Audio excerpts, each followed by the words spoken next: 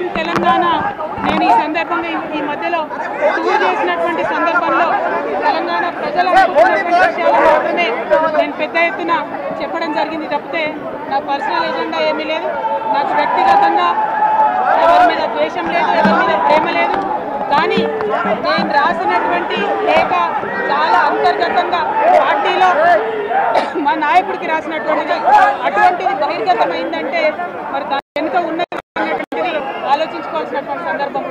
I have return to my father Shri KCR గారు feedback which I got from every stature of the leader from our party and from Telangana people broadly 2 weeks back. I've always written to my father at various stages. Whenever I needed to give him any feedback, I've always written to him. But this time it got out. I believe it is a handiwork of some of the cowards in the party, and the party should decide how to deal with them. I have not written anything negative against KCR garu or the party. To strengthen the party, and to work for the people of Telangana. Feedback mechanism is necessary, and that is what I have done. Thank you. Jai Telangana.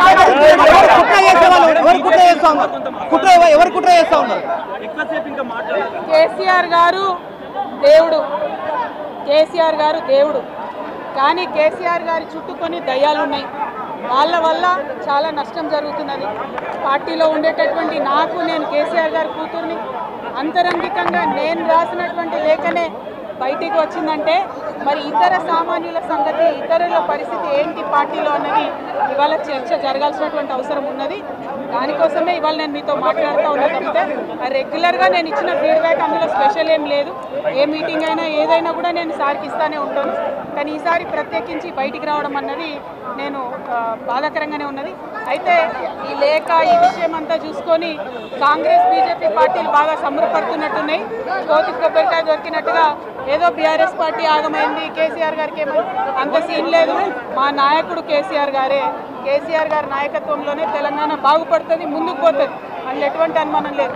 KCR గారి నాయకత్వంలోనే BRS party కూడా ముందుకెళ్తుందని చెప్పి నేను బలంగా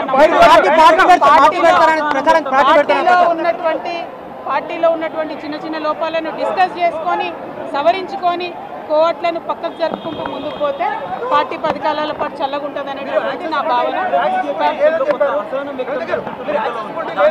BJP కానీ కాంగ్రెస్ కానీ తెలంగాణ ప్రజలకు పొరగబెట్టింది ఏమీ లేదు.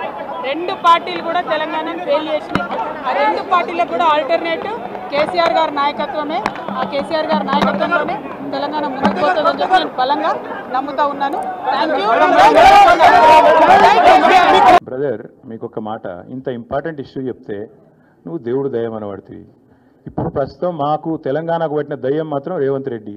ఆ రేవంత్ రెడ్డి అనే దయ్యాన్ని ఎట్లా వదిలించాలా అనేది మా తాపత్రయం. ఇంకేమన్నా తొందరపడ అంత యాంగ్జైటీ ఎందుకు, అంత టెన్షన్ ఎందుకు, అంత హడావుడు ఎందుకు?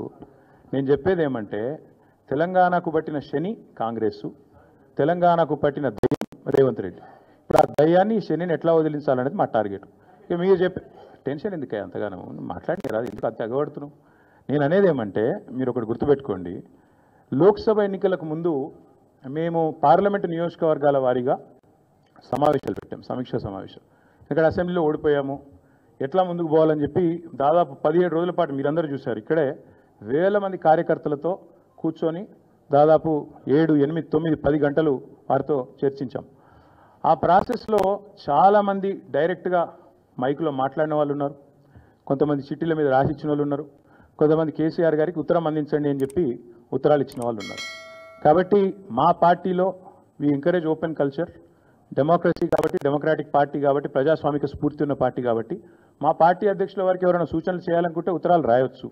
అదేదో చాలా గొప్ప విషయం అన్నట్టు మీరందరూ అంత బాధపడిపోవాల్సిన అవసరం ఏం లేదు.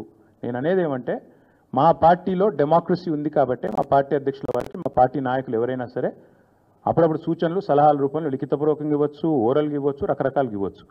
అట్లాగే నేను ఒక మాట మాత్రం చెప్తాను, మనం ఎవరైనా సరే పార్టీలో ఏ హోదాలో ఉన్నా కొన్ని విషయాలు అంతర్గతంగా మాట్లాడాల్సిన విషయాలు అంతర్గతంగా మాట్లాడితేనే బాగుంటుంది. పార్టీ ఫోరమ్స్ ఉన్నాయి, అధ్యక్షుల వారితో కలిసే అవకాశం ఉంది, లేదా ఆఫీస్ బేరర్స్ ఉన్నారు, కలిసి చెప్పుకునే అవకాశం ఉంది. కాబట్టి అంతర్గతంగానే కొన్ని విషయాలు మాట్లాడితే బాగుంటుంది. అది అందరికీ వర్తిస్తుంది, వీళ్ళకి వాళ్ళకని కాదు, అందరికీ వర్తిస్తుంది.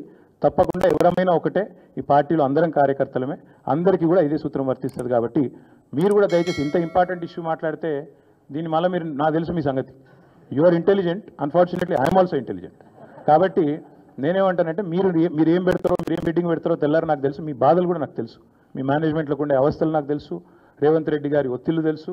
కాబట్టి నేను ఎక్కువ చెప్పను, ఒకటి మాత్రం చెప్తాను, మా పార్టీలో డెమోక్రసీ ఉంది, మా పార్టీలో సలహాలు సూచనలు ఎవరైనా ఇవ్వచ్చు, ఎట్లా అయినా ఇవ్వచ్చు. గతంలో పార్లమెంట్ సమావేశాల సందర్భంగా లేఖలు వచ్చినాయి, సూచనలు వచ్చాయి, అట్లా వచ్చినప్పుడు వాటిని ప్రజాస్వామికంగా స్వీకరిస్తాం. థ్యాంక్ యూ, మీ అందరికీ థ్యాంక్ యూ.